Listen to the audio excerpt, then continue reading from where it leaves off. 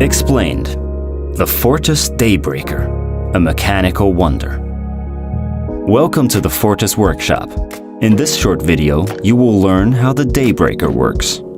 The F2012 movement contains more than 500 micromechanical parts and is a true marvel of watchmaking art.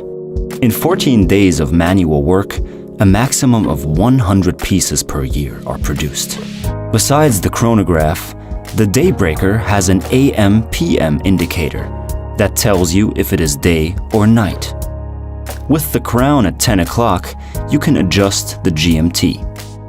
Your second time zone can then be read in the window at 12 o'clock. Bright and dark colors show you whether it is day or night in the second time zone.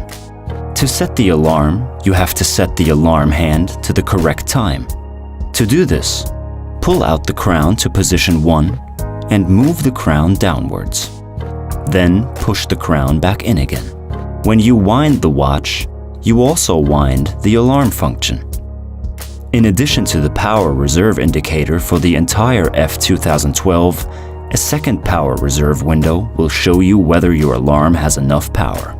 You can now activate the alarm by pressing the pusher at 8 o'clock. You can see if your alarm is armed by looking at the window. If it is the same color as the alarm hand, then it is active. When the time meets your set alarm time, the alarm goes off with a perceivable and audible rattle.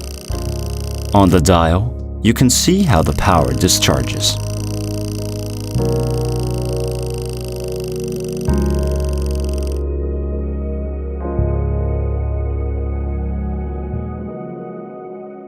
What is your most complicated watch?